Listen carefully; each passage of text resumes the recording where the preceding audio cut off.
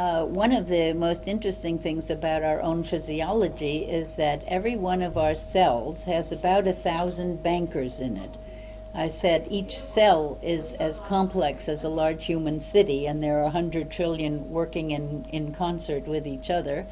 And each of those cells has about 30,000 recycling centers that are renewing our proteins. And they are as sophisticated as a chipper machine that you stick a dead tree in, and instead of chips at the other end, you get a new live tree. So they're amazing technologies in your own cells. So 30,000 recycling centers and about 1,000 banks. They're called mitochondria, and they issue a currency called adenosine triphosphate, or ATP for short. And they are the equivalent of stored value debit cards.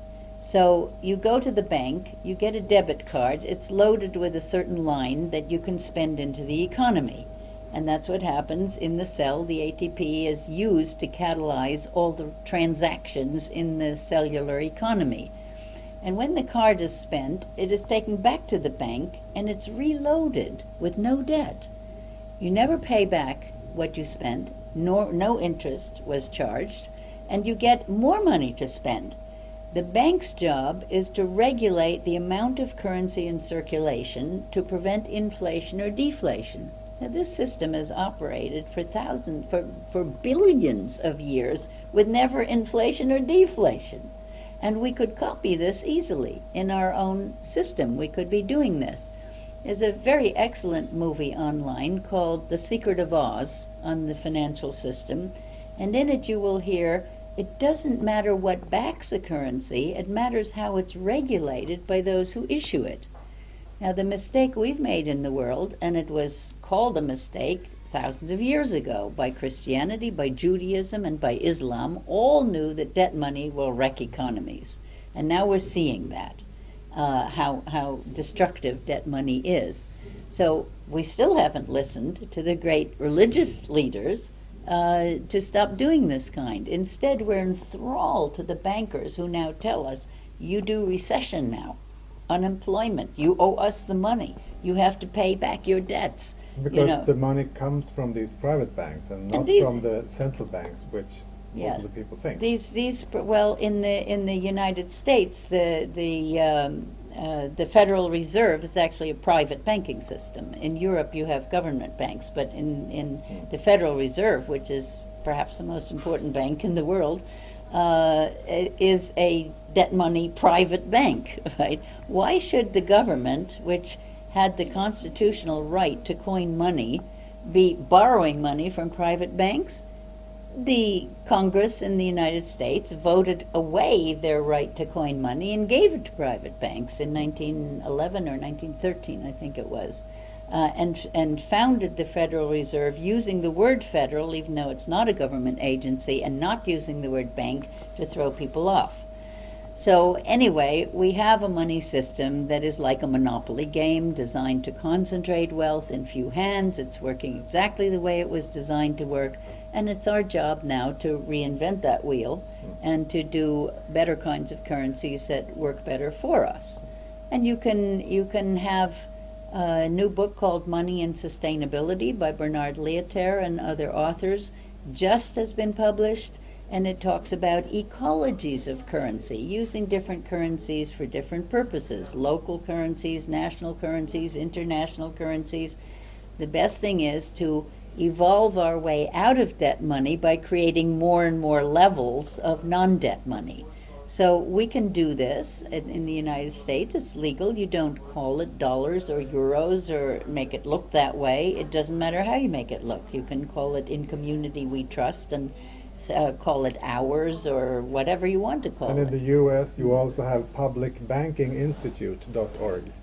Which is promoting the idea of having a state-owned bank, which there is one in North Dakota. Yes. And now there's some 14 states that are getting their own State banks. California being the next one. And in the UK, you have positivemoney.org, which is also explaining how we can make a peaceful shift Yes. into another Yes, and currency. the Kennedys in Germany, Declan and Margaret Kennedy, have systems for express money, and there's a lot of information on the internet Yeah. about alternative currency systems, for sure. So we can do all of these things, and we must do all of these things. We must recognize now that governments will not take care of people. And I have it on advice from someone who was very prominent in Shell Oil, who says there is no corporation in the world that can stop any of the crises coming. Not global warming, not financial collapse, not the aging populations of the world. All of these things we have to face, and we have to live with them. And we can. Humans have been through 10 ice ages. We managed that. I would think we can get through one hot age. And we can get creative. I went to Morocco a few years ago just to study how people lived well in deserts thousands of years ago with very low technologies, easy ones to create, and they have many ways of making themselves comfortable and feeding themselves and having enough water in deserts. So we can do these things, but we must look them square in the face and not pretend they're not happening, and be resourceful. And I think in the process we will learn real democracy, although we may not call it that. We may call it living systems, copying mature ecosystems that have worked out peaceful interchange. And I love the fact that no matter what your political persuasion is, you have the same kind of cooperative body. And one of my role models is Mondragon Cooperatives in Spain. A Catholic priest decided he didn't want an economy based on capitalism or communism, but on loving human relationships. So he went around in the bars, places where young people hung out, and asked them, how would you build an economy based on loving human relationships? And then they worked it out, they designed it, and they made it a commercial cooperative where the people own the business that they work in, and they decided no salary should be higher, more than 10 times higher than the lowest one, and that the people at the bottom levels of the company would rotate into management, and people would share the experiences of the different levels of management and things like this, and they take care of each other. In a recession, if they have to fire 10% of the people, they still give them most of their salary, and they can retrain them if they want retraining, and then do it by lottery. And then the following year they can come back to work. If they still need to do this, they, by lottery, will let the others off for 1 year without dropping them from the community.